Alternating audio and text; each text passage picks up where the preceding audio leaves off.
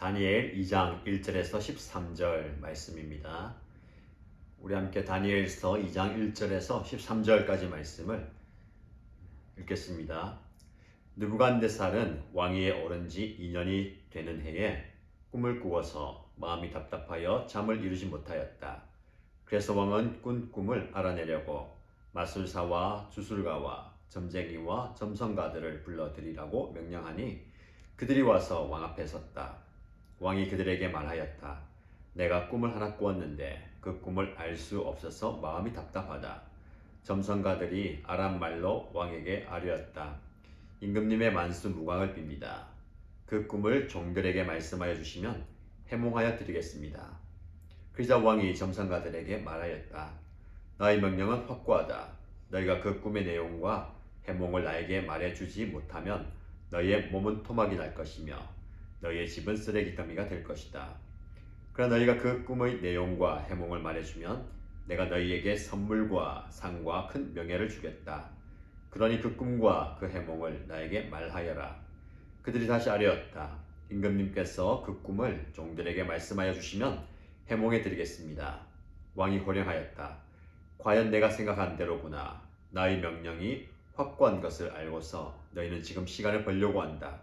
너희가 그 꿈을 나에게 말해주지 못하면 너희는 모두 같은 벌을 받게 될 것이다. 너희가 시간이 지나면 사태가 바뀌겠거니 하면서 내 앞에서 터무니없는 거짓말을 하기로 함께 모의한 줄을 내가 모를 듯 싶으냐.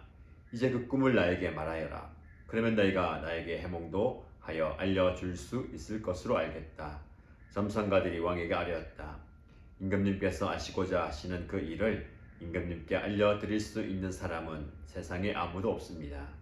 일찍이 그 어떤 위대한 왕이나 통치자도 마술사나 주술가나 점성가들에게 이와 같은 일을 물어본 적이 없습니다.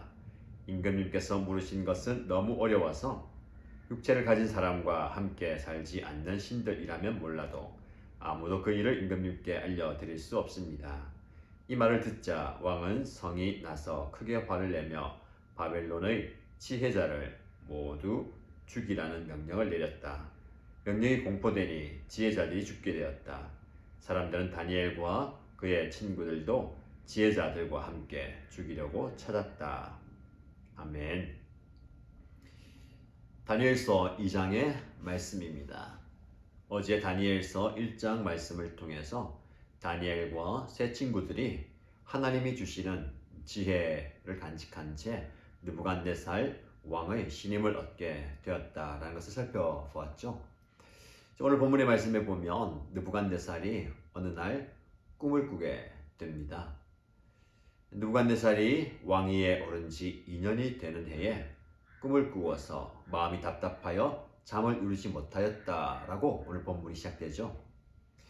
느부갓네살이 왕이 된 지 2년이라고 말씀합니다. 이제 왕이 된 지 얼마 되지 않은 시기입니다. 대제국 바빌론이지만 그 땅을 통치하고 다스린다라고 할 때에 얼마나 마음의 중압감이 컸겠습니까? 근데 한날 꿈을 꿨는데 너무너무 답답한 꿈입니다. 그래서 그 꿈을 알아내기 위해서 전국에 있는 마술사와 주술가와 점쟁이와 점성가들을 불러들이라 명령하고 그 많은 사람들이 왕 앞에 서게 됩니다. 그런데 왕이 이상한 명령을 하게 됩니다. 3절 말씀 보면 왕이 그들에게 말하는데 내가 꿈을 하나 꾸었는데 그 꿈을 알 수 없어서 마음이 답답하다. 꿈을 해몽하라는 얘기 아닙니다. 자기가 분명히 간밤에 꿈을 꾸었는데 그 꿈이 분명히 중요한 의미를 가진 꿈인데 도무지 그 꿈이 생각나지 않는다는 겁니다. 저와 여러분들도 그런 기억 있지 않습니까?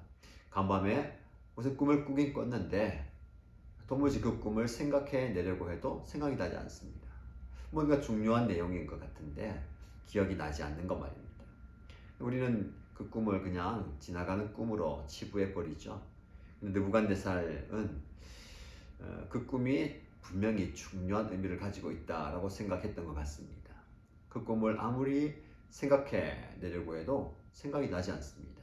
그래서 많은 지혜자들을 불러서 내 꿈이 어떤 내용인지 그리고 그 꿈의 해몽을 해석을 해보아라 라고 이야기하죠.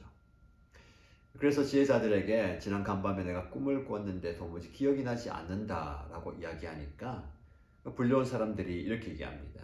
임금님, 저희들에게 그 꿈의 내용을 이야기해 주면 저희가 해몽해 보겠습니다. 근데 왕은 화를 내면서 너희가 그 꿈의 내용과 해몽을 함께 내어라. 나는 도무지 그 꿈을 기억해낼 수가 없는데 너희들이 기억해 보라 라고 이야기합니다. 정말 얼토당토 않은 요청이죠. 어떻게 보면 이 지혜자들을 궁지에 몰기 위해서 시험하기 위해서 이렇게 하는 것 같습니다. 너희가 만약에 내 꿈의 내용을 알아내고 해몽을 하면 엄청난 상을 줄 것이지만 그 꿈을 해몽하지 못하면 너희는 죽게 될 것이다. 그냥 죽는 것도 아니라 너희의 몸은 토막이 날 것이고 너희의 집은 쓰레기 더미가 될 것이다. 굉장히 엄한 명령입니다. 이런 명령을 왕이 내리는 거죠. 그 말을 들은 지혜자들은 도무지 왕의 의중을 알 수가 없습니다. 자, 여기까지 말씀을 한번 묵상해 보십시다. 느부갓네살이 꿈을 꾸게 되었죠. 그 꿈이 자신이 바빌론을 통치한 2년 어느 날 일어났습니다. 사실은 역사는 흘러가는데 느부갓네살이 왕이 오른 지 2년, 자기에는 참 중요한 날입니다. 그 중요한 날, 그 꿈을 꾸었다. 하나님께서 느부갓네살에게 꿈을 주시고 꿈을 생각나지 못하게 하고 이런 일들을 벌여갑니다. 나중에 우리가 묵상하겠지만 모든 과정 속에 하나님은 다니엘을 염두에 두고 계시죠. 그래서 이 느부갓네살의 기억을 지워버립니다. 그리고 아무도 그 꿈을 해석하지 못할 뿐만 아니라 꿈의 내용도 알지 못하게 만듭니다. 하나님께서 그렇게 만드시죠. 세상의 사람들은 이렇게 느부갓네살처럼 마음이 답답한 상황입니다. 꿈은 꾸었지만 그 꿈의 내용을 알지 못해서 뭔가 중요한 내용이 있는데 라고 답답해하면서 세상을 살아갑니다. 도무지 내 인생이 어떻게 될 것인지 내 앞날이 어떻게 될 것인지 답답한 심정으로 살아가는 것이 오늘날 현대인의 모습입니다. 그러니까 여러분, 예수 믿는 사람은 달라야 되죠. 여러분, 혹시라도 지금 마음 답답한 상황 가운데 처해 있습니까? 도무지 풀리지 않는 그 문제 때문에 걱정하고 염려하고 불안해 하십니까? 여러분, 하나님께서 여러분의 인생을 책임져 주시고 인도하심을 믿으시기 바랍니다. 다니엘의 생을 한번 보십시오. 다니엘이 어떻게 역사의 한 장면에서 등장합니까? 모든 것을 잃어버린 상황입니다. 부모와 형제, 그 삶의 터전, 나라를 다 잃어버리고 포로로 잡혀간 상황이죠. 모든 것을 잃어버린 그 절망의 상황, 상실의 상황에서 다니엘은 하나님을 만납니다. 다니엘의 삶 가운데 역사하신 하나님, 다니엘을 통해서 하나님께서 그의 인생을 책임지시고 선하게 인도하신다라는 것을 보게 됩니다. 저와 여러분도 마찬가지입니다. 세상 사람들은 꿈을 꾸고 마음이 답답해서 도무지 잠을 이룰 수 없고 도무지 아무런 일도 손에 잡히지 않는 그런 상황 가운데 살아가지만 저와 여러분들은 다릅니다. 상황이 비록 어렵고 힘들다 하더라도 모든 것을 잃어버린 상실의 시대를 살아간다 하더라도 저와 여러분들은 답답한 가운데 살아가서는 안 됩니다. 왜냐하면 그 답답한 상황 가운데 하나님은 살 길을 주시고 살아갈 소망을 주십니다. 여러분, 소망을 붙드십시오. 아무리 하늘이 무너져도 하나님은 살아계시고 그 상황 가운데 하나님은 저와 여러분들과 함께 하십니다. 이 사실을 믿으시기 바랍니다. 그러면 우리는 마음 답답한 상황 가운데서도 이 느부갓네살처럼 안절부절하지 못하는 모습이 아니라 여전히 상황과 환경이 막혀 있어도 답답한 상황 가운데서도 우리는 살 소망을 가질 수가 있는 겁니다. 여러분 소망 가운데 살아가십시오. 자, 오늘 본문으로 들어가 볼까요? 왕이 화가 납니다. 아니 임금님, 꿈의 내용을 말씀하셔야 그 꿈을 해석해 드릴 수 있지 않겠습니까? 말하는 지혜자들. 그 지혜자들의 말을 듣고 나의 명령이 확고한데 너희가 시간을 벌려고 꼼수를 부리고 있구나. 내 앞에서 터무니없는 거짓말을 하기로 함께 모의한 것을 내가 모를 줄 아느냐. 어떻게 보면 이성을 잃은 듯한 모습입니다. 몰아붙이죠. 지혜자들을 몰아붙인다고 해서 답이 나오지 않습니다. 여러분 세상의 지혜는 이렇게 한계가 있습니다. 느부갓네살이 불러들인 사람들 그 바빌론에서 모두가 다 난다 긴다 하는 사람들 아니겠습니까? 오늘 본문의 말씀 보면 마술사와 주술가와 점쟁이와 점성가들 모두 다 불러들였습니다. 그러나 그들이 할 수 있는 게 아무것도 없습니다. 세상의 지혜가 이렇습니다. 세상의 지혜는 분명히 한계가 있습니다. 왜냐하면 영적인 것을 다루지 않기 때문에 그렇습니다. 저와 여러분들은 영적인 사람이죠. 하나님의 말씀을 통해서 영적인 것을 분별할 수 있어야 됩니다. 세상 사람들은 아무리 뛰어나다 하더라도 똑똑하다 하더라도 영적인 것을 분별하지 못합니다. 여러분, 저와 여러분들이 영의 세계를 분별하며 살아야 되겠습니다. 이 세상을 우리가 똑같이 살아가지만 먹고 마시고 때로는 아프게 힘들게 기뻐하며 즐거워하며 살아가지만 우리는 영의 존재라는 것을 기억해야 됩니다. 그래서 우리에게 필요한 것은 하나님의 지혜입니다. 느부갓네살은 아직 그걸 모르죠. 세상에 지혜 있는 사람들 다 불러 모아서 자기의 꿈을 알아내고 해석해 보라라고 말합니다. 정말 막다른 고목입니다. 얼마나 다특했으면 오죽하면 느부갓네살이 이렇게 행동하겠습니까? 근데 더 답답한 것은 왕 앞에 서 있는 마술사, 주술과 그리고 점쟁이와 점성가들입니다. 도무지 궁리를 짜 내어도 펼 수가 없습니다. 이제 죽을 수밖에 없는 상황입니다. 임금님에게 이렇게 얘기하죠. 임금님께서 아시고자 하시는 그 일은 임금님께 알려드릴 사람이 도무지 없습니다. 그래서 아는 사람은 육체를 가진 사람과 함께 살지 않는 신들이라면 몰라도 아무도 그 일을 알지 못합니다. 저희들 뿐만 아니라 이 세상에서 어느 누구도 임금님이 요구하는 것을 들어드릴 수 없다는 거죠. 이야기도 안 하는 그 꿈의 내용을 어떻게 알 수 있습니까? 그리고 알지 못하는, 내가 꾸지 못한 그 꿈의 내용뿐만 아니라 해몽을 할 수 없다는 겁니다. 여러분, 세상의 고백이 이것입니다. 아무리 뛰어나다 하더라도, 능력이 있다 하더라도 하나님 많이 하실 수 있는 영역이 있습니다. 오늘 말씀처럼 육체를 가진 사람과 함께 살지 않는 신들이라면 몰라도 사실 이들은 하나님을 섬기는 사람들이 아니죠. 그래서 여러 신들이다라는 복수로 이야기합니다. 바빌론에 얼마나 많은 신들이 있었겠습니까? 그 신을 의지했던 사람들이죠. 신이라면 몰라도 육체를 가진 사람은 아무도 할 수 없습니다. 여러분, 세상의 고백은 이래요. 하나님 앞에 모두가 다 한계를 가지고 있습니다. 사람들마저도 그렇고 이 땅에 의지하고 신뢰하는 모든 것들이 말입니다. 그런데 어리석은 인간들은 그것을 의지합니다. 신뢰합니다. 이 사실을 통해서 우리는 하나님께서 다니엘과 함께 역사의 전면에 드러나신다라는 것을 보게 됩니다.